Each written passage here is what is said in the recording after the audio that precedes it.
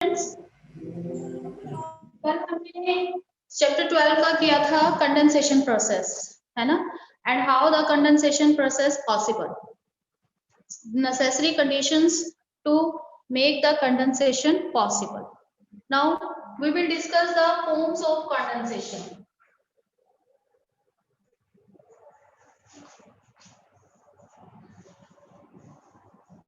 There are different forms of condensation. First is dew, second is frost, third is mist, fourth is fog, and fifth is cloud, and last is precipitation.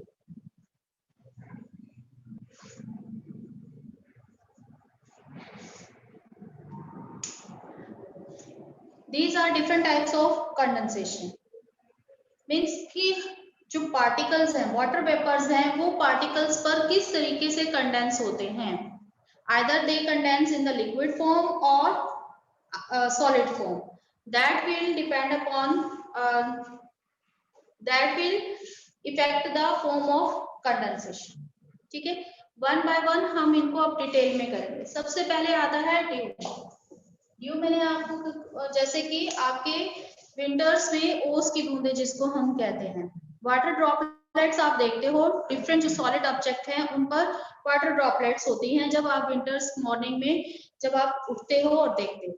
तो उसका कारण क्या है? ये due कहाँ से आती है? कोई बारिश नहीं हो रही, कोई प्रेसिपिटेशन नहीं हो रहा, फिर भी आपको लीव्स पर या किसी भी सॉलिड ऑब्जेक्ट पर पानी की बूंदे नजर आती है. अब इसका कारण क्या है, कैसे इसकी फॉर्मेशन होती है? मैंने अभी जैसे आपको बताया मोस्टली इसमें ये इसकी फॉर्मेशन कब होती है? विंटर्स में. विंटर्स में हमारा क्या पैटर्न रहता है? डेज जो है वो क्या होते हैं? छोटे, है ना, और नाइट्स लॉन्ग होती है. तो डे टाइम में क्या होगा? डे टाइम में सोलर रेडिएशन आएगा. सोलर रेडिएशन आ रहा है यानी कि टेम्परेचर उस टाइम क्या है? सरफेस पर ज्यादा है, सरफेस पर. ठीक, अब यहाँ पर इस टाइम जो है सरफेस का टेम्परेचर हाई है. अब क्या हो गया? नाइट टाइम आ गया. नाइट टाइम आते ही टेम्परेचर एकदम से क्या हो जाता है? डाउन हो जाता है. तो यहाँ पर क्या हो जाएगा? टेम्परेचर सरफेस पर डाउन हो जाएगा. अब एक कैरेक्टरिस्टिक हमने की थी कि एयर जिस रीजन से ब्लो करते हैं उसकी कैरेक्टरिस्टिक्स उसके अंदर आ जाती है. वार्म रीजन से जा रही है तो हीट एब्सॉर्ब कर लेगी, कोल्ड रीजन से जा रही है तो वो जो है कोल्ड एयर एब्सॉर्ब कर रही है. तो यहाँ पर क्या होगा? अब नाइट टाइम में यहाँ पर टेम्परेचर जो है वो क्या है? डाउन है. तो नाइट में क्या होगा? जैसे ही एयर यहाँ पर आएगी, सरफेस के कांटेक्ट में आएगी, वो क्या हो जाएगी? उसका टेम्परेचर डाउन चला जाएगा. अब टेम्परेचर जो है वो किसके डाउन चला जाएगा? Temperature falls below the due point. Due point से जो है बिलो चला जाएगा. और ड्यू पॉइंट आने पर मैंने आपको कल बताया था what is due point?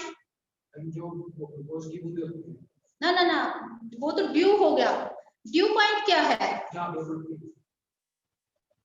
The temperature on which the water converts into another form, liquid form, है ना. तो उसको हम कहते हैं ड्यू पॉइंट. तो टेम्परेचर जो है वो ड्यू पॉइंट से बिलो चला जाएगा और वो जो वाटर वेपर है वो किसमें कन्वर्ट हो जाएंगे? लिक्विड फॉर्म में कन्वर्ट हो जाएंगे. और ये लिक्विड फॉर्म जो है वो यहाँ पर कोई लीव है या कोई स्टोन है उस पर हमें ये वाटर ड्रॉपलेट्स के फॉर्म में नजर आएंगे, जिसको हम ड्यू कहते हैं. ठीक है, इसका क्या हुआ कि डे टाइम में we gain the insulation, but when the night comes the temperature suddenly falls down, so the air near the surface of the earth begins to cool down and it began to condense on solid objects and convert it into liquid forms. That is known as dew. ठीक, अब इसके लिए कौन कौन से जो है वो फैक्टर्स रिस्पॉन्सिबल है? सबसे पहले हमने कहा कि लॉन्ग नाइट्स. नाइट्स जो है वो लॉन्ग होनी चाहिए. जितना लॉन्ग नाइट्स होगा, क्योंकि हमारा क्या है, एक ही चीज को हमने बार बार देखना है. कि डे टाइम अगर लंबा है तो इसका मतलब इनकमिंग सोलर रेडिएशन आ रहा है, हीट बढ़ रही है, टेम्परेचर बढ़ रहा है। लेकिन अगर नाइट्स हमारी लंबी हैं तो इट मींस क्या होगा, हमारा टेरेस्ट्रियल रेडिएशन ज्यादा होगा, तो यहाँ से हीट जाएगी, इट मींस टेम्परेचर जो है अर्थ का क्या होगा, कम होगा। तो जितनी लंबी रातें होंगी, जितनी लॉन्ग नाइट्स होंगी, उतना ही टेम्परेचर हमारा क्या हो जाएगा, डिक्रीज हो जाएगा, और इससे ड्यू की फॉर्मेशन। ठीक, सेकेंड जो इसका फैक्टर है that is clear sky. Clear sky अगर हमारा होगा तो इसका मतलब कि जो इनकमिंग और जो टेरेस्ट्रियल रेडिएशन है, इनकमिंग और आउटगोइंग रेडिएशन है, that can be easily turn, वो इजीली हो सकेगा, जिससे कि क्या होगा कि हमारा टेम्परेचर जो है अर्थ सरफेस का कम हो जाएगा। तो अगर क्लाउड्स होते हैं तो क्लाउड से क्या होगा, वो इनकमिंग सोलर रेडिएशन ही नहीं आने देंगे, टेरेस्ट्रियल रेडिएशन भी नहीं जा पाएगा, तो अर्थ का टेम्परेचर जो है वो बैलेंस रहेगा। लेकिन अगर क्लियर स्काई है तो इतना ही हमारा इंसोलेशन आएगा और उतना ही टेरेस्ट्रियल रेडिएशन भी अर्थ से इजिली जा पाएगा, जिससे टेम्परेचर डिक्रीज होगा। ठीक है, अब विंटर्स में आप यहाँ देखते हो कि बहुत कम बारिश होती है, क्लियर रहता है स्काई, है ना, तो उसके कारण आपको फ्रिक्वेंटली हर दिन आपको ये ड्यू की फॉर्मेशन देखने को मिलती है। थर्ड है आपका काम एयर। काम एयर जैसे होगी, जैसे ही, क्योंकि अभी हमने क्या किया था, एक कैरेक्टरिस्टिक की थी कि जो दो डिफरेंट कैरेक्टरिस्टिक की एयर है वो किसी एरिया के टेम्परेचर को, इवेपोरेशन प्रोसेस को जो है चेंज कर देती है ना।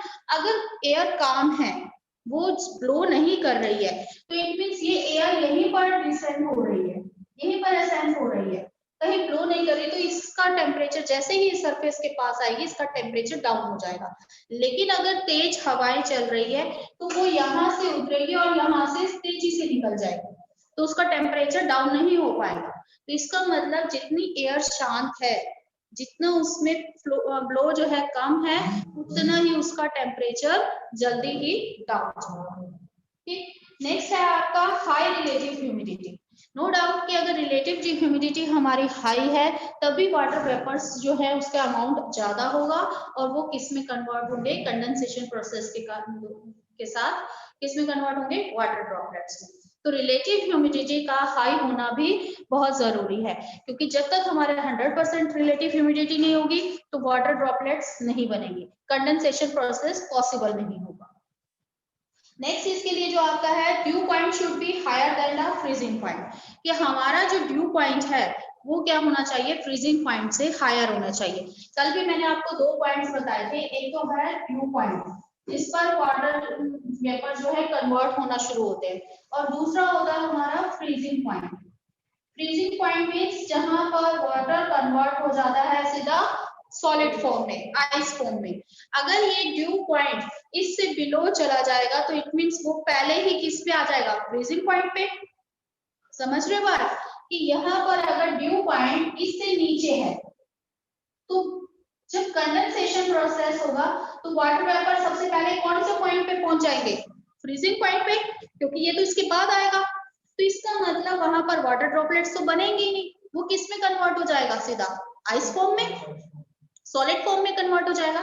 इसलिए वाटर ड्रॉपलेट्स के बनने के लिए जरूरी है कि जो ड्यू पॉइंट है वो फ्रीजिंग पॉइंट से अबव होना चाहिए।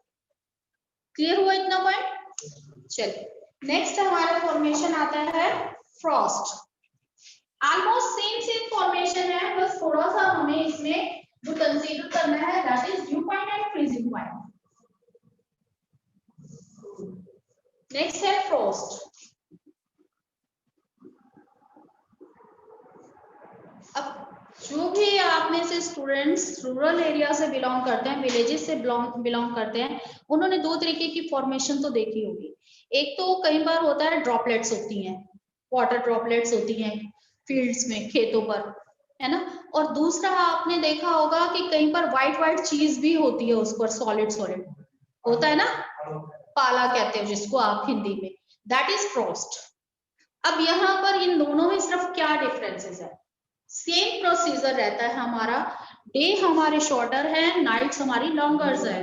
अब जैसे ही डे टाइम में इंसोलेशन आया, उससे नाइट में लॉन्ग नाइट्स होने के कारण टेरेस्ट्रियल रेडिएशन ज्यादा होगा, टेरेस्ट्रियल रेडिएशन ज्यादा होने के कारण हमारा क्या होगा, एनर्जी लॉस ज्यादा होगा, एनर्जी लॉस होने से क्या हो जाएगा, टेम्परेचर डाउन चला जाएगा। अब ये टेम्परेचर जो है कई बार इतना डाउन चला जाता है, जब सरफेस के साथ जो एयर जाती है उसके साथ जैसे ही एयर लगती है उसका टेम्परेचर सडनली डाउन चला जाता है। डाउन चला जाता है तो इसका ड्यू पॉइंट जो है वो क्या चला जाता है, बिलो द फ्रीजिंग पॉइंट। अब बिलो द फ्रीजिंग पॉइंट चला जाएगा तो इट मींस जो हमारा वाटर वेपर्स है वो वाटर ड्रॉपलेट्स में कन्वर्ट ना होकर किस में कन्वर्ट हो जाएगा, आइस फॉर्म में, यानी सॉलिड फॉर्म में। प्रॉपर वो आइस क्यूब्स नहीं है, बट वो क्या हो जाते हैं, हमें एक व्हाइट शीट नजर आती है, वो सॉलिड फॉर्म कहलाती है, दैट इज फ्रॉस्ट। बाकी सारे जो भी हैं हमारे कैरेक्टरिस्टिक्स, जो भी इसके लिए नीडेड हैं फैक्टर्स, वो सारे सेम रहेंगे जो हमें ड्यू की फॉर्मेशन के लिए चाहिए होते हैं। बस only the difference is in the due point is above the freezing point, while in the frost the dew point is below the freezing point. Clear hai frost? Now the third is fog and mist.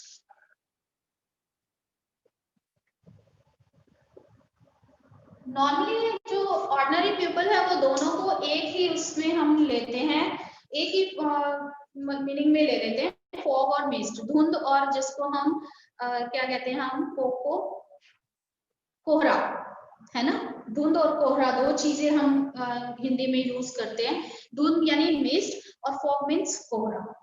अब दोनों की formation कैसे होती है, mist और fog दोनों की formation same type से होती है।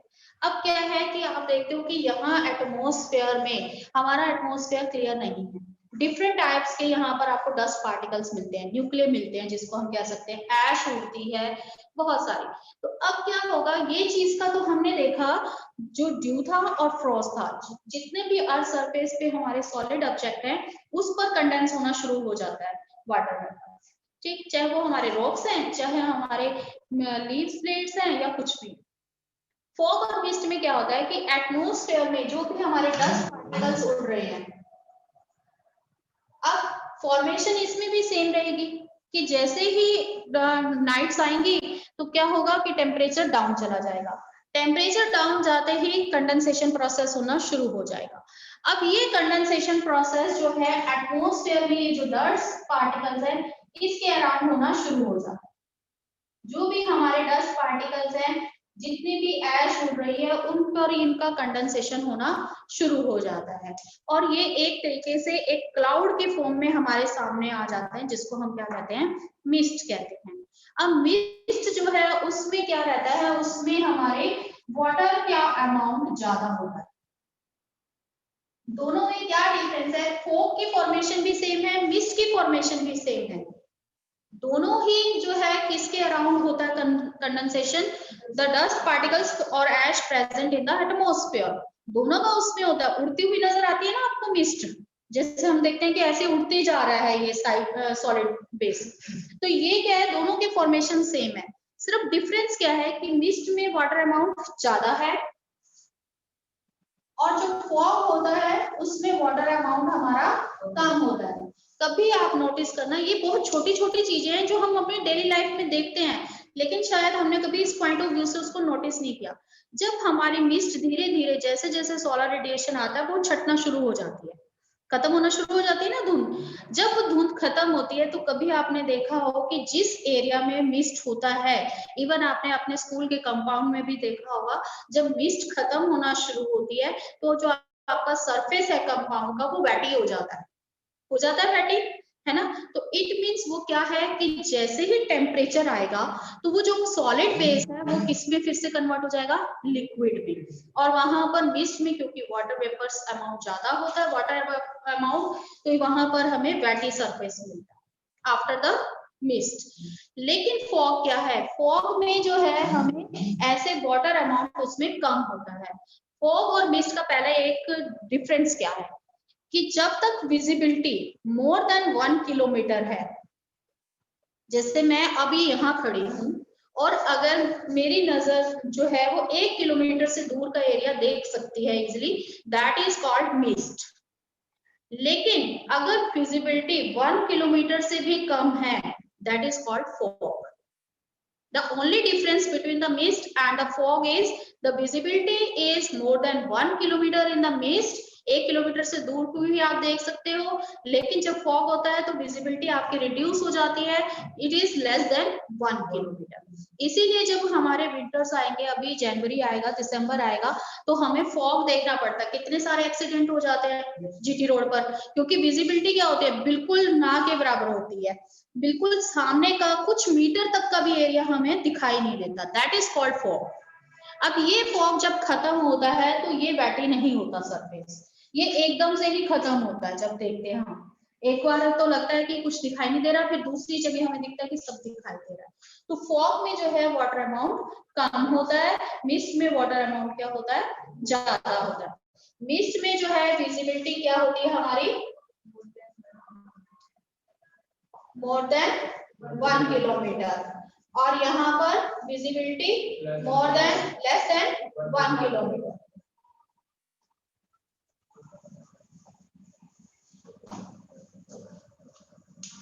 क्लियर है मिस्ट एंड फॉग। अब क्या होता है कि जब हमारे यहाँ पर हमारी जैसे जैसे डेवलपमेंट हो रही है, इंडस्ट्रीज लग रही हैं, तो उनसे जो है वो ब्लैक एशेस निकलती है, ब्लैक स्मोक निकलता है।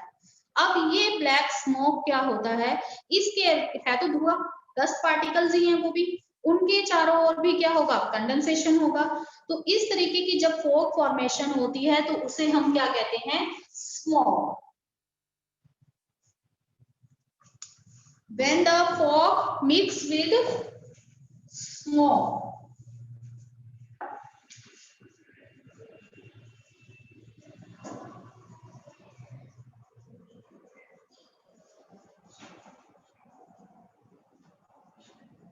जब फॉग की फॉर्मेशन किसके अराउंड हो, स्मोक के अराउंड, तो उसको हम क्या कहेंगे, स्मोक। तो काला काला जो है वो हमें दिखाई देता है। इस चीज को अब आप दिवाली पर नोटिस करना, दिवाली नाइट के बाद आपको दिखाई देगा कि जो मेट्रोपॉलिटन सिटीज हैं वहां विजिबिलिटी नहीं रहती।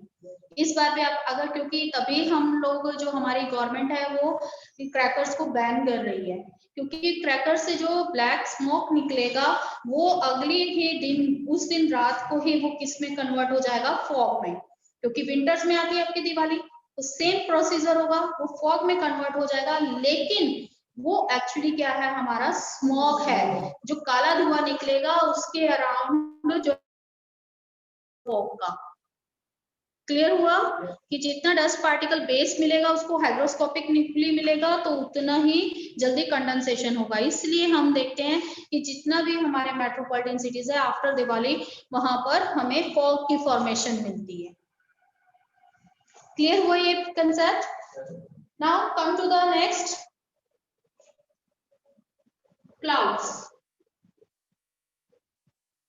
अब देखिए हम यहाँ से धीरे धीरे ऊपर जा रहे हैं, सबके फॉर्मेशन सेम है, कोई कंफ्यूजन की जरूरत नहीं, क्योंकि कंडेंसेशन प्रोसेस तो वही रहेगा हमारा, है ना, आइदर इन लिक्विड और सॉलिड।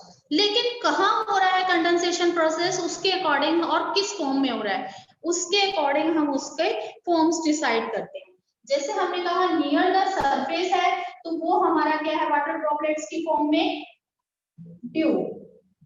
फिर थोड़ा सा एटमॉस्फेयर में हो रहा है, तो उसको हमने नाम दिया मिस्ट और फॉग का, इन सॉलिड फॉर्म। ये इससे नीचे आ गया। अब यही प्रोसेस अगर हमारी हाइट पर हो, एक जो है एक्सेप्टेबल हाइट पर जो है फॉर्मेशन होती है कंडेंसेशन की, यहाँ पर अगर एटमॉस्फेयर की अपर लेयर्स में कंडेंसेशन हो रहा है, तो उसको हम क्या कहेंगे, क्लाउड्स। आया है समझ ये चीज, सिर्फ हाइट का डिफरेंस है, नियर द सरफेस है वाटर ड्रॉपलेट्स है तो ड्यू, फिर थोड़ी सी हाइट पर हमारे दिखाई दे रहा है हमें, तो इट मींस वो क्या है, सॉलिड फॉर्म है, तो मिस्ट और फॉग है। फिर हायर हाइट में है एटमॉस्फेयर में, सेम प्रोसेस हो रहा है, एटमॉस्फेयर की जो ट्रोपोस्फेयर लेयर है उसमें भी डस्ट पार्टिकल्स मिलते हैं, है ना, तो ट्रोपोस्फेयर में भी जो डस्ट पार्टिकल्स हैं, जैसे ही एयर ऊपर उठती है और ट्रोपोस्फेयर तक पहुंचती है, तो वहां पर क्या होना शुरू हो जाता है, टेम्परेचर डिक्रीज होना शुरू हो जाता है। अब टेम्परेचर के फॉल डाउन होते ही जैसे ही वो एयर अपनी 100% सैचुरेशन पॉइंट पर पहुंचती है तो यहाँ पर भी क्या होना शुरू हो जाएगा, कंडेंसेशन। और इन डस्ट पार्टिकल्स, ये डस्ट पार्टिकल्स इतने हाई अमाउंट में होते हैं वहां पर, तो वो बिल्कुल साथ साथ होते हैं। अब बिल्कुल साथ साथ होने के कारण ये कंडेंसेशन बिल्कुल साथ दिखाई दे रहा है, तो वो क्या कहलाएगा, हमारे क्लाउड्स। कभी आप हिली एरिया में जाओ तो आप, हम लोग बोलते हैं कि हम बादलों के बीच में आ गए, क्योंकि वहां पर यही फॉर्मेशन हो रही है क्लाउड्स की।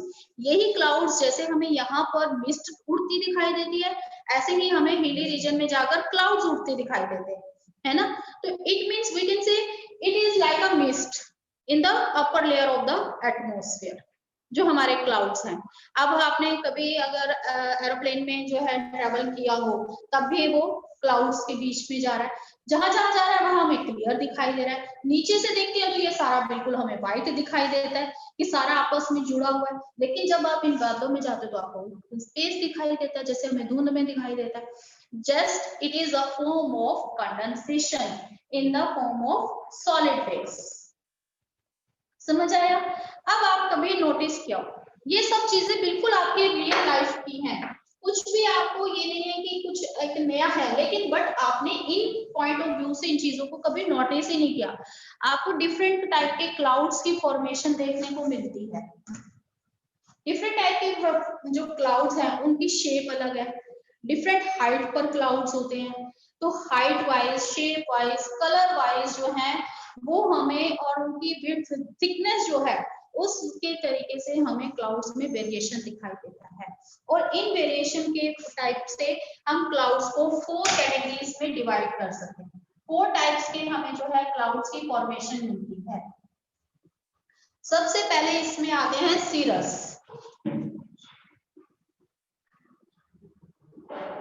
First type of cloud is cirrus, second है cumulus,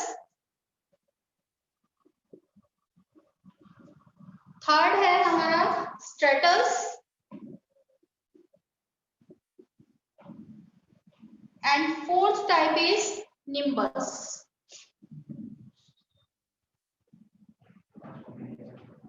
These are majorly 4 type of clouds.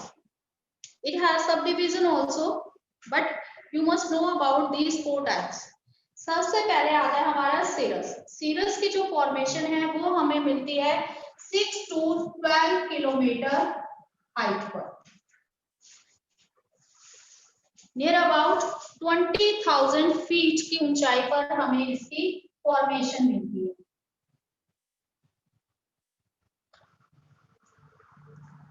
ठीक, अभी मैंने आपको ये बताया था ना कि ट्रोपोस्फेयर लेयर में इनकी फॉर्मेशन मिलती है हमें क्लाउड्स की, तो 6 to 12 किलोमीटर ट्रोपोस्फेयर का स्पेस है। यहाँ पर हमें क्या मिलते हैं, 20,000 फीट की ऊंचाई पर हमें सीरस क्लाउड्स मिलते हैं।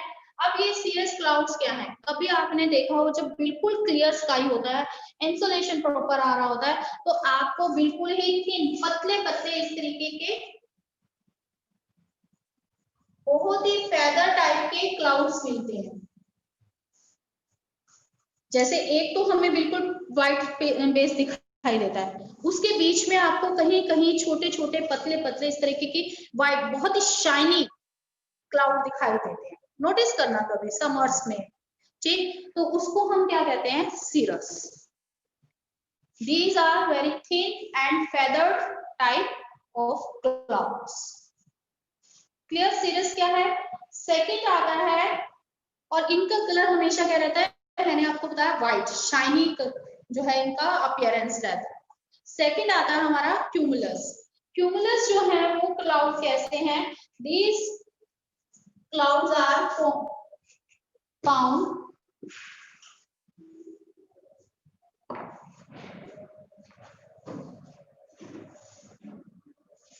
जैसे आपका कॉटन वूल होता है, कॉटन वूल मीन्स इस तरीके के व्हाइट कलर के क्लाउड्स भी आपको स्काई में अपीयरेंस दिखाई देती है, जैसे हमारा कॉटन वूल होता है एक बाउल सा टाइप, इस तरीके के क्लाउड्स की भी कई बार हमें जो है स्काई में फॉर्मेशन दिखाई देती है। These are also of white colour. तो कॉटन जो बॉल है या कॉटन जो है बॉल की तरह हमें इसकी फॉर्मेशन मिलती है, that is cumulus. cumulus clouds, and these are found 4,000 to 7,000 feet. At the height of 4,000 to 7,000 feet की हाइट पर हमें क्यूमुलस क्लाउड की फॉर्मेशन मिलती है। क्लियर? अब थर्ड है स्ट्रेटस। स्ट्रेटस का मतलब क्या है? अगर हम इसको देखें तो इसका मतलब है स्ट्रेटा। स्ट्रेटा का मतलब क्या होता है? लेयर, लेयर की फॉर्म। अब कभी कभी क्लाउड्स जो है हमें कैसे नजर आते हैं? These are like in layered form. ये पतले पतले क्लाउड्स की हमें इस तरीके की लेयर्स, कई लेयर्स देखने को मिलती हैं। इनको हम क्या कहेंगे? स्ट्रेटस। ये भी एक तरीके के हमारे सीरस की तरह ही पतले और थिन क्लाउड्स हैं, but these are arrange in a linear form, straight form. ठीक, तो इसको हम क्या कहेंगे? स्ट्रेटस। So these are generally formed either due to the loss of heat or mixing of air masses. जब दो एयर मास आपस में मिलती हैं या वहां से हीट लॉस हो जाता है तो इस तरीके की लेयर फॉर्मेशन वहां पर हो जाती है क्लाउड्स की, जिसको हम स्ट्रेटस कहते हैं। निम्बस क्लाउड्स जो हैं, निम्बस क्लाउड्स जो हैं वो हमें सबसे लोअर लेयर में मिलते हैं एटमॉस्फेयर की। कभी आपने नोटिस किया हो तो जब आपके रेनफॉल सीजन आएगा, अभी मॉनसून सीजन आएगा, तो उसमें आपने फॉर्मेशन देखी होगी। ऐसा लगता है जैसे ना क्लाउड एक पूरा, जैसे हम पिक्स पे बनाते हैं इस तरीके का क्लाउड, इस तरीके के क्लाउड्स की हमें फॉर्मेशन दिखाई देती है और बिल्कुल डार्क ग्रे ब्लैक कलर के हमें नजर आते हैं। तो उससे हमें पता लग जाता है कि बारिश आने वाली है। हम करते हैं ना ये चीज। ठीक, तो इट मींस ये जो है निम्बस क्लाउड्स कैसे हैं? दे आर ग्रे और ब्लैक इन कलर।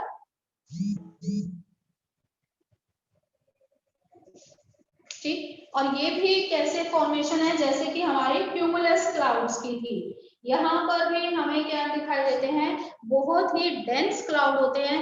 जब इस तरीके के क्लाउड हमें स्काई में दिखाई देते हैं तो उस टाइम इंसोलेशन अमाउंट नहीं आ रहा होता, नहीं आ रहा होता ना। जब अभी इसी क्लाउडी नाइट स्काई हो जाए, बादल आ जाए, तो हम क्या कहेंगे? बारिश होने वाली है, बारिश होने वाली है। और उसी टाइम छाया हो जाती है, शैडो आ जाती है नीचे, है ना? क्यों? क्योंकि ये जो क्लाउड हैं वो क्या करते हैं? ये ऑपेक्यू हैं, ये सनलाइट को नीचे नहीं आने देते। क्लियर? एक कैरेक्टरिस्टिक होगी इनकी, these are extremely dense and opaque to the sunlight. अब इस तरीके के क्लाउड्स जो हैं हमें बिल्कुल नियर द ग्राउंड इनकी फॉर्मेशन देखने को मिलती है। ऐसा लगता है जैसे अभी बादल हमारे पास ही आ जाएंगे। इस तरीके से ये जो उभरे हुए क्लाउड हमें दिखाई देते हैं।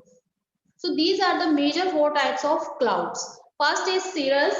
Cirrus cloud जो है वो हमें हेलो वंदना मैम, अदर टाइप। हाँ जी सर, लास्ट 2 मिनट है मैम।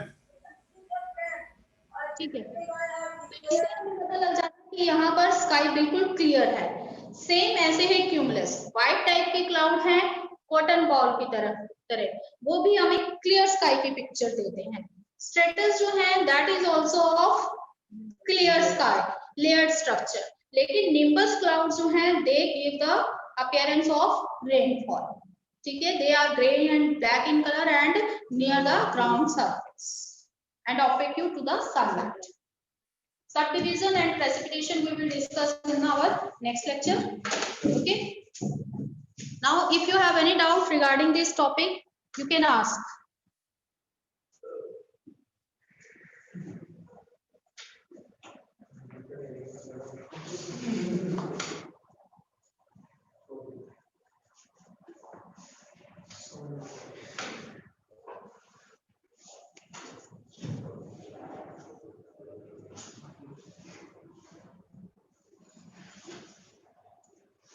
कभी आप नाइट में भी देखना, जो हमारा ये वाला क्लाउड है ना स्ट्रेटस, स्ट्रेटस की फॉर्मेशन आपको नाइट टाइम में मिलेगी। नाइट टाइम में भी आपको जो है व्हाइट कलर के कई बार बहुत ही लेयर्ड एक लेयर में निकलते हुए दिखाई देते हैं। जबकि मुझे उस चीज से बहुत डर लगता है। मैं छोटे होते बाहर नहीं निकला करती थी जब इस तरह के क्लाउड होते थे रात को। वो स्ट्रक्चर हमें स्ट्रेटस स्ट्रक्चर नाइट टाइम में दिखाई देता है।